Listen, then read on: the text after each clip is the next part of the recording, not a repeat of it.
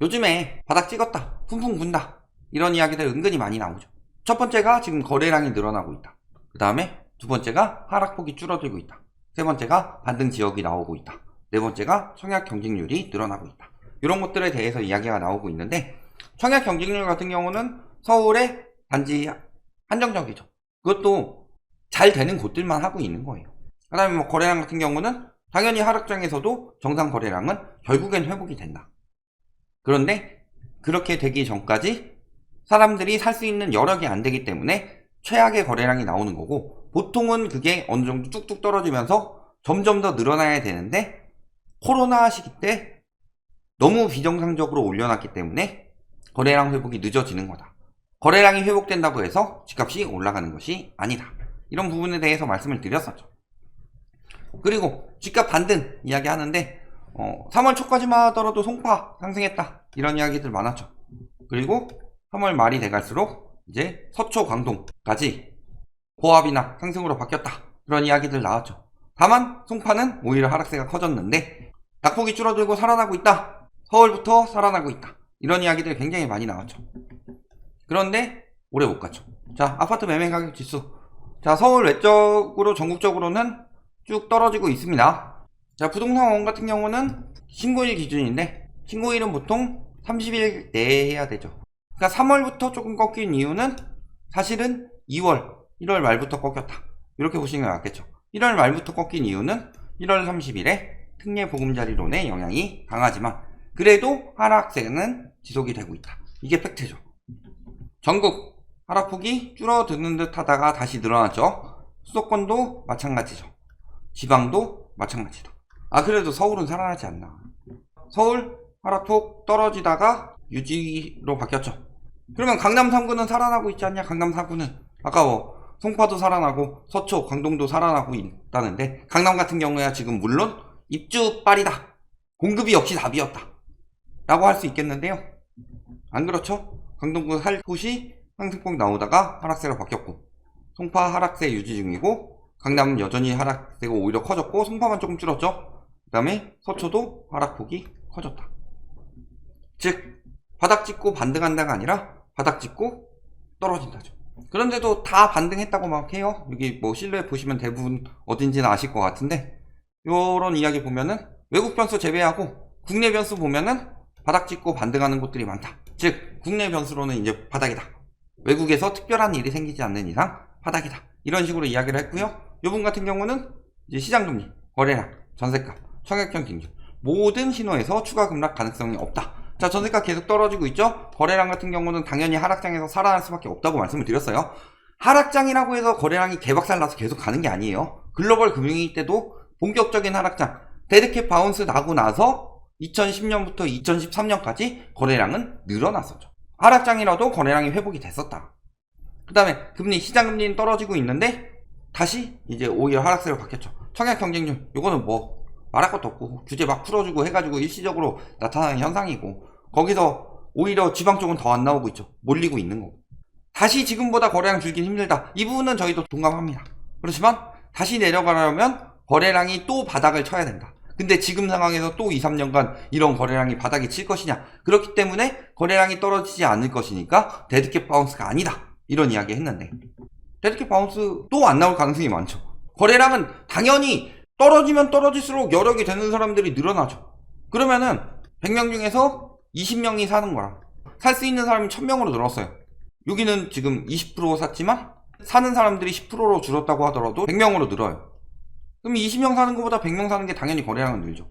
그래서 하락장에서는 당연히 거래량이 늘어난다. 이 부분에 대해서는 저희가 여러 번 강조했는데, 거래량 살아나면 집값이 살아난다, 왜 자꾸 이런 이야기들을 만들어내는지 모르겠어요. 그 다음에 여기 상위 5%는 반등 중. 그러니까 바닥 찍고 반등하는 게 5%고 나머지는 반등이 아닌데, 요 반등하는 곳들이 이제 대장주, 이런 곳들이 반등한다. 여기는 이미 이제 바닥 찍었다, 이런 이야기를 하고, 요게 이제 시간이 지날수록 다른 데들이 더 떨어지다가도 바뀌면서 7%, 뭐 10% 이런 식으로 늘어날 것이다. 그런데 나머지 부분 말고 요거 한 5% 정도는 확실히 바닥이다, 다 이런 식으로 이야기를 했는데, 벌써 몇 주 지나지도 않아서 나왔죠. 이번에 데드캣 바운스도 안 나올 가능성 또 저희가 말씀을 드렸었죠. 아직 뭐 완벽히 끝났다고 볼 수는 없겠지만 또 규제를 또 얼마나 또 해제하고 또 금리를 얼마나 억누를지에 따라 결과가 다르겠지만 이 정도 가지고는 데드캣 바운스 나오기가 힘들다는 거죠. 언론에서 데드캣 바운스라도 나오게 부추겼을 뿐인 거다. 지금은 핵심은 전세죠. 보통 매매가가 떨어질 때 전세가가 올라가는 시기가 있었고요. 매매가가 떨어질 때 전세가가 떨어지는 시기가 있었습니다. 그리고 매매가가 올라갈 때 전세가가 올라가는 시기도 있었죠. 그런데 매매가가 올라가는데 전세가가 떨어지는 시기는 역대 없었습니다. 한 번도. 그래서 이게 일반적인 거고 이게 일반적인 건데 이 시기가 언제부터 나온 거예요? 2008년 글로벌 금융위기 이후 MB 정부 때부터 박근혜 정부 때까지 전세자금 대출을 1억, 2억, 3억, 5억 이런 식으로 차츰 풀어주면서 매매가가 떨어지는데 전세가가 올라가는 특이한 시장이 나왔다는 거죠. 그렇기 때문에 과거에 비해서 금리 영향도가 더 늘어난 게 있고 그 다음에 전세 영향도가 더 많이 늘어났죠. 전세 시장에도 거품이 끼기 시작했고 그렇기 때문에 요런 상황은 나올 수가 없고요. 요렇게 되든가 요렇게 될 수도 있는 거죠. 상존하는데 이런 상황은 나올 수가 없다. 근데 전세가가 계속 떨어지고 있고 하락폭이 조금 줄었다고 하더라도 이거 금리 억지로 낮춰서 된 거에다가 그 다음에 이미 많이 떨어진 부분이 영향을 받는 거죠. 기저효과로. 그래서 하락폭이 조금씩 줄어드는 거지 사실 전세가는 아직도 계속 떨어져야 되죠. 금리 인상이 언제부터 됐어요? 21년 8월부터. 그러면 적어도 23년 8월까지는 다 전세금리가 인상이 되죠. 다시 하려면. 그 다음에 한 22년 초까지만 하더라도 이때는 금리가 높지 않았죠? 그러면 24년 초까지도 이때 금리보다 이때 금리가 더 떨어질 것이냐? 그럴 가능성은 높지 않기 때문에 적어도 이때까지는 지속적으로 하락할 가능성이 높다. 거기에 추가로 금리가 지금 3.5%인데 금리가 1.75일 때보다 전세가가 심하게 높다. 그 이유는 지금 금리를 억지로 낮추고 있기 때문인데 그래서 전세가 하락이 본격적으로 제대로 일어나지 않고 있는 거지만 사실은 시간이 지날수록 전세가는 굉장히 길게 떨어질 수밖에 없죠. 왜냐면 전세 거품도 사라졌습니다. 그러니까 지금 전세 하락폭이 줄어드는 이유는요. 요거 때문이에요. 낮은 고정금리로 바꿔주고 금리 계속 눌러가지고 기준금리보다 낮아지게 만들고 이런 것들이죠. 기준금리보다 대출금리가 낮은 건 사실 말이 안 되죠. 기준금리보다 예금금리 낮은 것까지는 이해합시다. 기준금리보다 대출금리가 낮아진 게 말이 되는 상황이냐. 그러니까 오늘 기사도 떴었죠. 우리 한은이랑 반목하고 있지 않아요. 금융당국에서 뭐 이런 식으로 이야기 나왔는데 한은에서 하고 있는 게 제대로 억눌리고 있는 거예요. 한은에서는 물가 이야기를 하면서 하고 있지만 우리가 상황 봐가면서 시중금리를 조절하고 있다 라고 하기에는 은행을 너무 압박하고 있죠. 뒤에서 압박하는 것도 아니고 아예 언론 플레이 때려버리면서 압박하고 있죠. 은행은요 지금 돈 많이 번다고 뭐라고 할 때가 아니라 은행은 지금 대손 충당금을 쌓아야 될 때예요. 1금융에서 지금 2금융 PF 터지지 않게 돈을 빌려줬죠. 2금융은 PF 조심해야 되고 거기에 연체율 늘어나고 있죠. 이거 대비하려면 어떻게 해야 돼요? 2금융 망할 때 1금융 같이 망해야 돼요? 과거 베어스턴스는 1금융급이죠. 베어스턴스 망하고 나서 결국에 리먼 망한 것처럼 그거보다 더 연계는 심각하죠. 그런데 아니다 언론 플레이만 계속하고 있어요. 자, 그리고 기준금리 인상도 계속 끝났다고 이야기 나오고 있죠. 고점 왔나? 기대감 도는 부동산 시장. 주택 경기가 극도로 위축된 내에는 급격한 금리 인상이 역할한 만큼 인상 마무리로 인해 마무리 아직 안 됐죠? 됐다는 이야기가 없어요. 이미 마무리됐다고 확정짓고 훈풍이 불지 여부가 주목된다. 팽팽한 긴장감이 형성되는 분위기다. 훈풍 기대감 안 돌고 있죠? 그렇다는 것은 요 제목은 기자피셜이라는 거죠. 자, 낙폭이 유지됐죠. 낙폭이 줄어든 게 아니죠. 매수 대기자들 오른다면 받아줄 마음이 없다는 매수 대기자들의 의지가 반영된 수치인데 무슨 기대감이 돌아요? 예측할 수 있는 박스권에 들어왔다는 점에서 공부점 변수가 됐지만 경기 침체나 역전세나 글로벌 금융시장 흐름이 더 큰 변수로 작용할 것. 고금리 공포에서 다소 벗어나고 있지만 회복하기는 쉽지 않다. 글로벌 금융 이슈에 따라 출렁이며 매물 소화 과정을 더 거칠 것. 어딜 와서 기대감 도는 부동산 시장이에요. 요 도입 멘트 빼고는 기대감 도는 시장 얘기가 하나도 없는데. 근데 보통 사람들이 기사를 저렇게 하나하나 읽어보느냐? 뭐 물론 엄청나게 관심 가지신 분들은 많겠지만 전반적으로는 시간이 많지 않죠. 생업도 바쁘시고. 그러니까 기사를 볼 때 그 헤드라인을 쭉 보고서 그 중에서 핵심적인 것들만 몇 개 읽는데 헤드라인 쭉 봤을 때 저런 기사들이 계속 뜨게 되면은 사람들 심리를 자극시키는 거죠. 그런 이야기죠. 맨날 술 퍼먹는 거 좋아하는 부잣집 자식이 있었는데 술 다 퍼먹고서 겨울인데 코트 하나밖에 안 남았어요. 제비가 지나가는 걸 막 보고서 아 봄이 왔구나 해서 코트를 팔고서 술을 사 먹었는데 제비가 미친 제비라서 봄이 안 오고 겨울에 온 거예요.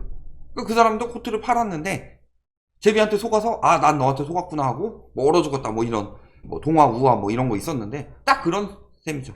저 제비는 미친 제비예요. 이창용 총리가 뭐라 그래요? 금통위 6명 중에서 5명은 최종금리를 3.75로 올릴 가능성을 열어둬야 된다. 한 명만 동결. 즉 대부분이 3.75까지는 기본으로 올리자. 여기에 우리가 더 대비할 게 있죠. 유가 상승이 물가에 어떤 영향을 미칠 것인지. 하반기에 굉장히 지금 긍정적으로 이야기를 하고 있어요. 이번에 물가 꺾인 것도 굉장히 긍정적으로 이야기를 하고 있는데 하반기에 3% 될 것이다 라고 이야기를 하지만 2%대까지 수렴되는지를 보고 결정하겠다. 우리나라처럼 하면요 인플레 장기화돼요. 굉장히 많은 영상을 통해서 설명을 드렸고 그렇기 때문에 금리가 당분간 떨어지기는 굉장히 어렵다. 기준금리는 눌렀죠? 많이 눌렀어요. 근데 얼마나 더 떨어질까요?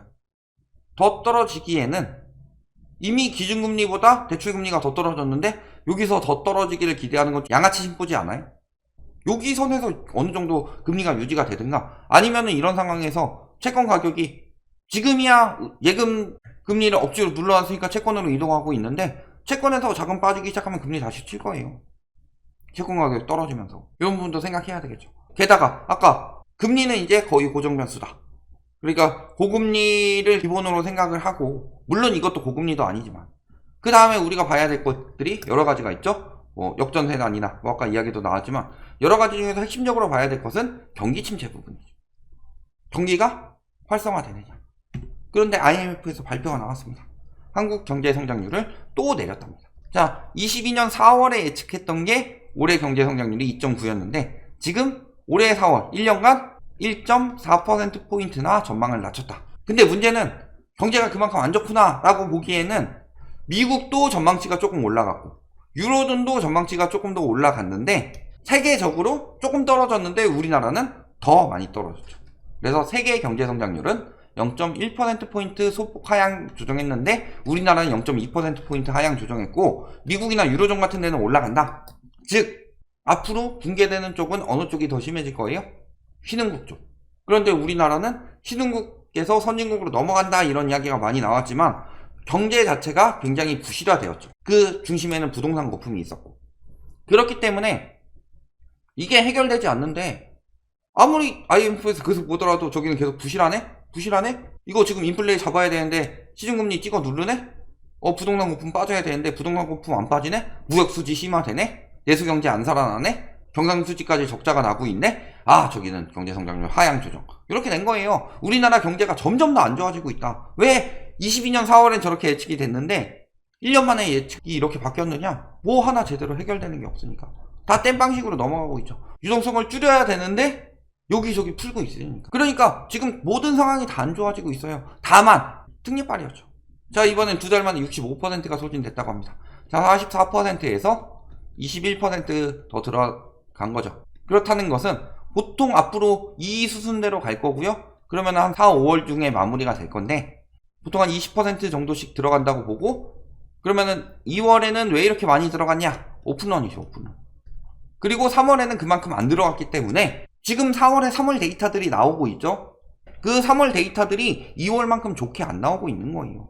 그러니까 3월에 활성화됐다 하는 거는 특례의 오픈런이 있었던 2월 데이터이고 그런 상황에서 그런 이야기들을 해요 요즘에. 그러면 이제 특례 연장하면 또 그렇게 계속 올라가는 거 아니냐, 특례 또 연장하지 않을까요? 이런 이야기들 하고 있죠. 그런데 특례 연장하기에는 너무나도 지금 상황이 안 좋죠. 자 지금 보면 세수가 펑크가 났습니다. 지난해보다 1, 2월에 15조 7천억이 덜 거쳤다. 그러니까 뭘 하고 있는 거예요? 유류세이나 자동차 개발 소비세이나 이런 것들, 서민들 도와주던 이런 것들 없애버리고 왜 법인세나 양도세 이런 거 그대로 두고 저런 것들을 자꾸 없애려고 그래요. 가뜩이나 경기도 안 좋은데. 지금 정부 부채가 5년 후에는 1600조에 달할 것이다. 50%가 증가할 것이다. 이런 이야기가 나오고 있죠. 제가 웬만하면 정치적인 이야기 안 하려고 하는데 요거 한마디만 합시다. 특례 보금자리론 풀어가지고 부동산 살리 시장에 이런 거나 지원해라. 지금 소부장 예산 전액 삭감했죠. 소부장 전액 삭감하고 뭐 하고 있어요? 일본이랑 관계 회복하려고 하고 있죠. 일본은 지금 죽어가는 별이에요. 왜 일본에 붙어요? 붙으려면 미국이나 중국 사이에서 줄타기를 잘해야지. 망해가는 일본에 붙어서 뭐해? 또 뒤통수 맞으려고요? 저 작년에 없었어요. 저 돈 어디다 풀었겠어? 특례 보금자리원 풀고 법인세 깎아주고 부동산 PF 지원하고 이런 데다 샀었지. 경제가 살아나려면은 내수 경기가 활성화되기 위해서 중소기업이 탄탄해야 돼요. 우리나라처럼 대기업이 완전히 독점하게 되면은 경제 내수가 그렇게 쉽게 살아나지 않아요. 일자리가 그만큼 안 나기 때문에. 중소기업이 탄탄해야 되는데 기껏 엄두도 못 내고 있다가 일본이 먼저 선빵 때려가지고 기껏 살려놓은 소부장을 왜 저 따위로 만들어 놓고 있냐. 미중 무역전쟁 때 뒤통수 치려고 얼마나 일본에서 그 난리를 쳤는데.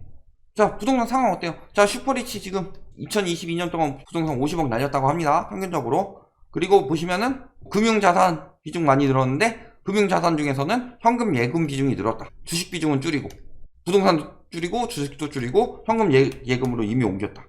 그 다음에 부동산 경기 침체 심화될 것이다. KDI에서 미분양 주택 증가가 심각하다. 청약시장 서울의 일부 그것들만 살아난 것 같다고. 뭘? 그 다음에 중소형 아파트들 영끌들 들어간 곳들이 심각하다. 이런 것들 나오고 있죠. 땅값이 떨어지고 있습니다. 땅값이 떨어지는데 자꾸 분양가 계속 오른다고 난리치는 인간들 뭐예요?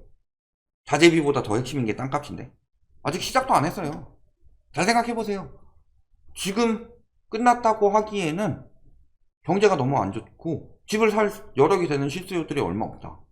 대출을 미친듯이 받아야만 된다. 그것도 DSR 피해서 특례로 체증식으로 이런 식으로 받아야 되는 상황에서 뭐가 벌써 부동산 반등하고 뭐 이런 소리 하고 있어요. 여태까지는 이제 코로나 거품이 급격히 빠진 거고 코로나 때 워낙 떴으니까 그거 빠지고 나서는 한번 숨고르기가 들어가야 되죠. 숨고르기 들어가는 상황에서 규제 완화를 막 때리니까 약간의 그런 효과가 나왔을 뿐이고 이제 본격적으로 그 전에 쌓였던 거품들이 빠질 시기다. 이게 원래 정상적인 사이클이기 때문에 정상적인 사이클은 아직 시작도 안 했다. 코로나 거품만 겨우 빠진 정도다.